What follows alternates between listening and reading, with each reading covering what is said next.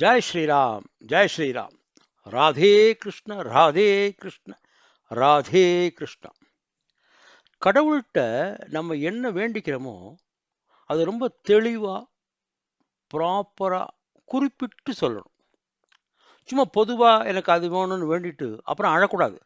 கடவுள் நம்மளோட கோரிக்கையை நிறைவேற்றவே இல்லையேன்னு குறை சொல்லக்கூடாது. ஏன்னா நம்ம எது கேட்டாலும் கடவுள் அதை கொடுப்பார். அதனால கேட்கறதுல கவனமா இருக்கணும். இதை சொல்றதுக்கு ஒரு மகாபாரத கதை இருக்கு. சூதாட்டம் முடிஞ்சுடுத்து, பாண்டவ அத்தனையும் தோத்துட்டு எல்லாத்தையும் துரியோதனை கொடுத்துட்டு 12 வருஷம் வனவாசம், 1 வருஷம் அஜ்ஞாதவாசம் முடிச்சுட்டு பழையபடி ராஜ்ய பரிபாலனத்துக்கு வரணும். துரியோதன்கிட்ட போகணுமே.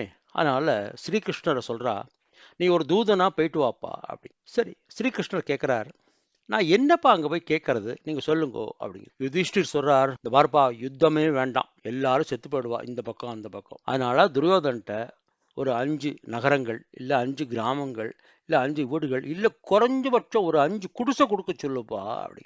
பீமனுக்கும் அர்ஜுனனுக்கும் அவ்வளோ கோபம். இல்லை இல்லை இல்லை இல்லை, எங்களுக்கு அரசு திரும்ப கிடைக்கணும், யுத்தம் தவிர்க்க முடியாதது, யுத்தம் நடந்தே தீரும். என்ன கிருஷ்ணா, நீ பாஞ்சாலியை பார்க்கலையா? திரௌபதி பாரு, தலையை விரிச்சு போட்டுன்னு உட்காந்துருக்கா அப்படிங்கிறான். நகுலன் சகதேவன் நிற்கிறா. நகுலன் பேசவே இல்லை. சகாதேவன் அமைதியா இருக்கிறத பார்த்துட்டு ஸ்ரீகிருஷ்ணர் கேட்கிறார், சகதேவா, நீ ஏன்ப்பா ஒண்ணுமே பேச மாட்டேங்கிற அப்படிங்கிறார். சகதேவன் சொல்றான், கிருஷ்ணா, வாசுதேவா, நீயே கடவுள். எது நடக்க போறதோ அது நீ உனக்கு தெரியும். என்ன நடக்கணுங்கிறதையும் டிசைட் பண்றது நீ தான். எங்களுக்கு என்ன கிடைக்க போறதோ அதுவும் உனக்கு தெரியும். நீயே படைக்கிறவன், நீயே காக்கிறவன். எனக்கு இதுக்கு மேல சொல்றதுக்கு ஒண்ணுமே இல்லையேப்பா அப்படி. அதுக்கு ஸ்ரீகிருஷ்ணன் சொல்றார், அப்படியா, நீ இவ்வளவு அறிவுள்ளவனா இருந்தா என்னையே நீ கட்டி போடக்கூடாது, கட்டி போட என்ன அப்படின்னு. அவ்வளவுதான், தன்னோட அழுந்த பக்தி, அன்பு.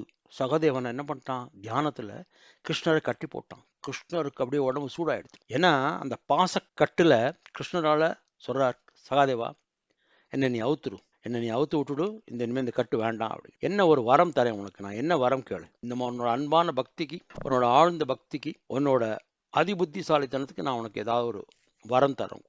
சகதேவன் சொல்றான், கிருஷ்ணா, எங்க 5 பேரையும் நீ எப்பவும் பாதுகாக்கணும், எங்களை விட்டுட்டு நீ எங்கேயும் போகக்கூடாது. பகவான் இல்லையா கிருஷ்ணா, ததாஸ்து அப்படின்ட்டார். நீ கேட்டதை கொடுத்துறேன்டா அப்படின்ட்டார். அப்ப இவன் சகதேவன் கொஞ்சம் நகர்ந்து போறான். கேட்டுட்டு இந்த வரத்தை வாங்கி நகர்ந்து போறான். கிருஷ்ணர் சொல்றார், நீ இவ்வளவு பெரிய புத்திசாலி, ஆனா நீ சரியான வேண்டுகோளே வைக்கலையடா. நீ எதை கேட்கறியோ அதைத்தானே நான் தர முடியும். நீ உங்க 5 பேரை பத்தி மட்டும் தானே கேட்ட. நீ உங்களோட 5 குழந்தைகளை பத்தி கேட்கல, உங்களுக்கு அடுத்து வர பரம்பரையை பத்தி கேட்கல, உங்களோட நாட்டை பத்தி கேட்கல, உங்களோட மக்களை பத்தி கேட்கல.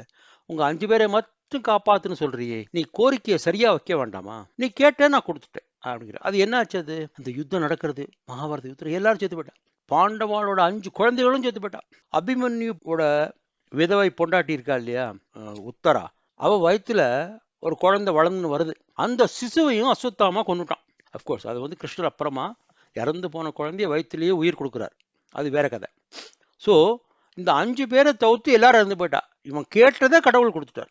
என் சகதேவன் சொல்றான், எனக்கு 5 பேரை காப்பாத்துங்கன்னா 5 பேரை காப்பாத்திட்டார், பாக்கி எல்லாரும் செத்து போயாச்சு. அதனால நம்ம கடவுள்கிட்ட நமக்கு என்ன வேணுமோ அது தெளிவா கேட்கணும். தெளிவா கேட்டா நம்ம கேட்டது நமக்கு கிடைக்கும். கடவுள்கிட்ட நம்ம கோரிக்கையை தெளிவா வைப்போம், நம்பிக்கையோட அவர் சரணத்தை பிடிச்சுப்போம், நம்ம வாழ்க்கை வெளிச்சமாகும். வாழ்க வளத்துடன் வலிமையுடன். ராதே கிருஷ்ண, ராதே கிருஷ்ண, ராதே கிருஷ்ண.